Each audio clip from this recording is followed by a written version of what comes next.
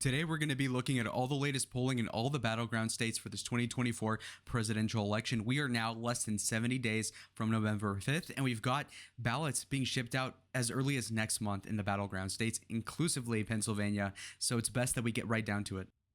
So to begin with, we've got the top battlegrounds already kind of ascertained, right? So we've got a average that shows that Donald Trump is leading Kamala Harris by 0.1 percentage point, a tenth of a percentage point in all the swing states. That's 7 different states, by the way, in the union. Now, keep in mind, a 0.1 lead is nothing in polling. Well, what do I mean? First of all, we still have several. In fact, we have about 10 weeks until the election. But not only that, but we've also have a margin of error in polling. Polling happens where you survey thousands of people, a lot of money gets put in, but at the end of the day, there's still a margin of error. Some people tell you the wrong thing, people type down the wrong thing when they're doing their job. Tabulation issues, we see that all the time. But the margin of error in polling is anywhere from like 2 to 4%. So if you're up a tenth of a percent, that's a lead that doesn't exist. Hence why you've heard of the term dead heat is because you can't tell either way. But even then, as you can see here, all the polling in all the states show you different results. But the best Harris result, by the way, is only up 2-point victory, and the best Trump result is only a victory by 1.4. So there's really a 3.5% difference in all 7 states. These are all similar. So you really need to put in the time to understand what the differences are. Real quick, let's look into the general election. People, when they do tweets and whatever else, they'll tell you, okay, Harris is winning. Well, what does winning mean? She's up by 1.5 over Donald Trump in the popular vote, but it removes the context. And guess what? Obviously, Donald Trump beat Hillary Clinton when she beat him in the popular vote by over 2 percentage points. Joe Biden barely won in the Electoral College by, I think, 41,000 votes in 3 different states when he won the popular vote by over 7 million votes and a percentage total of about 4.6. So keep this all in your head. Now, when it comes to this day in August of 2024, and you look to 2020 and 16, you'll notice that Biden was leading Trump by 7.1, and you see that Clinton was leading by 6.3. And Trump won at least 2016, and you could argue the other one. The point being, though, is that Harris is less ahead than the other two, and the other two didn't fare as well as the polls predicted, nor as much as they expected to win by. And so by any metric, Harris is running a worse campaign than the other two in yesteryear. If I guide your eyes over to the corner of the screen, you'll notice the presidential approval rating of Joe Biden is negative 15, and the approval rating of Kamala Harris is negative 3 percentage points. Now, it used to be worse than Biden's, sure, but it's still negative. It's still negative despite her avoiding interviews where she's being pressed, not confronted by Trump in the debate yet. She has had her DNC speech and has had all this glitz and glamour, balloons and everything, all the praise from all the relevant people on her wing of the party, and yet she's still disapproved by 3. That's pretty bad, actually. Now, Trump is still down by 8 in approval. That's true. And JD Vance comes off stilted when he's ordering donuts. That's all valid, kind of, because at the end of the day, Trump was always down favorability wise. So this is not new. But what is new is Harris not being positively viewed. Biden, say what you will, but he had a positive approval rating of 6 percentage points against Trump in 2020 just to barely win. So really... All right, so when you break down the electoral map to get to 270, there's 3 vital regions of the country that we have to ascertain for these 7 swing states. So the first 3 we're going to look at is the Rust Belt states. These are the big 3 that ultimately won the election in 2016 for Donald Trump, and in 2020 basically made a blue wall for Joe Biden, okay? Also, we have the southeastern portion of the United States, like Georgia and North Carolina, which are southern states, more black than the other ones, and are more conservative, and the white people in these places are more socially conservative. Keep this all in mind. Now, you go to the southwest, and you have border states, kind of. Okay, you've got Arizona, very lively at the border. You can see the wall half the time you cross. But Nevada, again, close enough to be a border state. I mean, they're both waterless. But the point being is that these sort of differences regionally will dictate how the election goes, and we're going to break that down. If we look into the states that Trump is doing well in, you would look at, for example, Nevada, where he's winning by 1.4 over Harris in the latest polls. The latest polls in North Carolina, he's winning by 0.9. Georgia, he's winning by 1. Now, why is this the case? All right, so upon looking into Arizona, you'll notice that Trump has had the lead ever since Biden was even running in the first place for the past several months, but the lead has been narrowing. Keep in mind that there's been a ballot provision that has been greenlit and has had enough signatures collected to have a pro-abortion thing that basically has Roe v. Wade on steroids back in the state of Arizona. This is juicing up turnout, obviously. So Harris is closing the gap. But what makes me think that she's actually more down than she's implying is this article and plenty others like this one. You'll notice Axios, if you remember 2020, no friends of the Republicans, okay? Axios reports as of a day ago, Harris flip-flops on building the border wall. She's promising to spend hundreds of millions of dollars on the border wall. So this is another key flip-flop, okay? She's looking at issues that Biden is failing at and then saying, God, okay, I don't want to be near that negative 15 approval rating by a 10-foot pole. Let's not touch that. So let's do the opposite, okay? So now she's parroting stronger immigration bona fides, which is ironic to say the least, but she's trying. So she steals the border wall from Trump. She steals the no tax on tips. And she stole the tax credit idea from J.D. Vance. And so you can see how she's trying to parrot the other things from the opponent. Nerds like me would understand the triangulation she's trying to attempt here. If we look into the writings of Hitchens, but also the Clintonian era, I mean, this sort of like working around a third way towards the middle, co-opting the popular ideas of the opposing party. And so in Arizona, you can see that she probably feels underleveraged compared to Trump. The pollsters and liberals in the media could say the opposite, that, oh my God, she's winning by 1. But truth is that Trump is leading in Arizona right now, and it's mainly due to the border. Again, abortion keeps the Democrats in the race. They're in the fray. They're trying. You get a puncher's chance in politics, you know, when it comes down to 2 major candidates, but you're still probably going to lose, especially when you're losing on the issues, kind of like McCain in 08. But Arizona's, I mean, it's going red by any means right now, according to the latest polls. Nevada, similar story. Similar story as in, of course, we have it going by 1.4 to Donald Trump. This is not hard to believe. It's been trending Republican for over a decade at this point, and Trump has increased his vote total the last 2 elections as well. And 2022 was a pretty good year for the GOP there. So maybe the Senate candidate won't do too well. He might get burnt more than he already is. But to be honest, Donald Trump seems to be poised to do better than a lot of Republicans at the state level. And so I think Nevada will solidly go Republican, as the latest polls back me up there. But North Carolina is another state that Trump has a decent lead in. Again, 1 point is smaller than the margin of error. But to be completely clear, though, I think this is a low ball of Donald Trump. Again, North Carolina, you could say Harris's appeal to black people. I think that's an AstroTurf, to be clear. I just don't see it. Maybe I'm not cultured enough, but I just don't see it. But that being said, obviously, Trump is winning here regardless. And so that's pretty obvious. You guys might think I'm coping, but just look at this result, okay? You look at 2020, Trump wins North Carolina with 50% of the popular vote. You look at 2016, he beats Hillary with 49.8%. So again, very linear results. Very linear results. Trump got 50% in both elections. Now he's only predicted to get 47. That's asinine, obviously. I don't know why he'd lose ground over 2020. Again, what type of person would vote for Trump in 20 but not in 24? Like, seriously. You know, you could say like, okay, I voted for Trump in 16, but there's this virus and everything's locked down and I'm disappointed and there were riots. You could see why somebody might switch their vote or just sit it out. But what the hell is the reason now, if you voted for Trump in 20, to be not voting for him in 24? Are you like one of these like, oh, there was a riot at okay, maybe that person wouldn't vote for Trump, but I mean, that's like literally an Adam Kinzinger out of a trillion, okay? It's not really going to impact the election. And so I think Trump is going to do a lot better than win by 1 measly percentage point. But anyway, here's another layer to this whole nerd spasm I'm having. Like the video if you like this sort of detail, but look at this for a second. All right, first and foremost, North Carolina. Before Biden dropped out, Trump was leading Joe by 5.4 percentage points in the aggregate. Why is that important? Well, you see that Trump, both against Kamala and Joe, got 47% of the vote, which again is a low ball compared to the 50% he got in 16 and 20.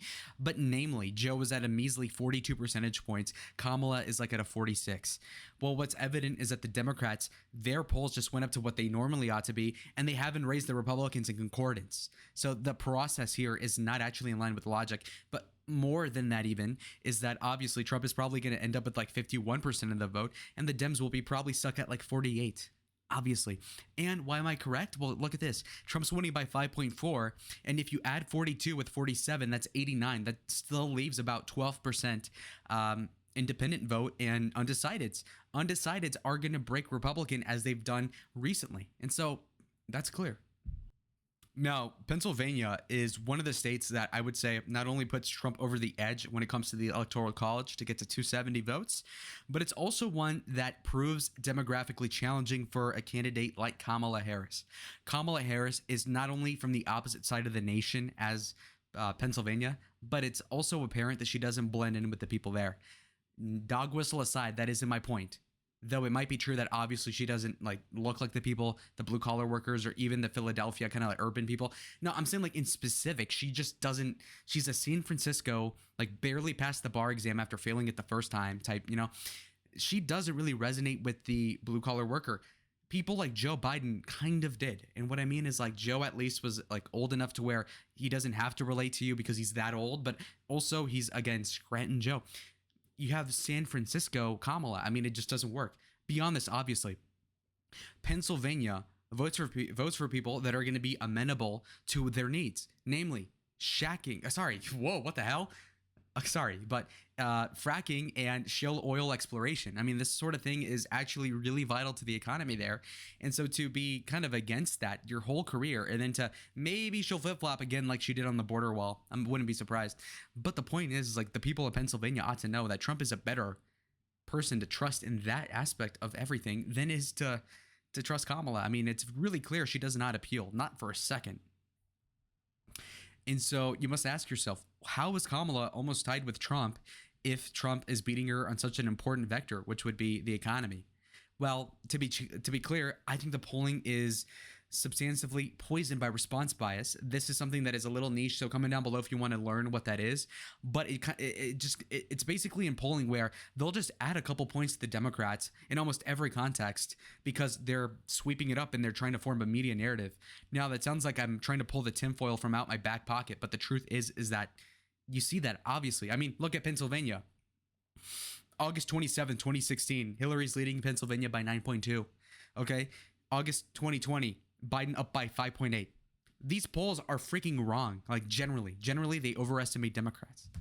But okay, fine. Spiel over. Soapbox, take it out. Let's move on.